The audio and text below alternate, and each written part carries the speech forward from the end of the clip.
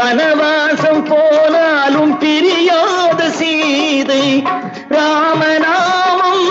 தந்தராகம் லவனாக குசனாக உருவான கீதம் மாமன் என்று சொல்ல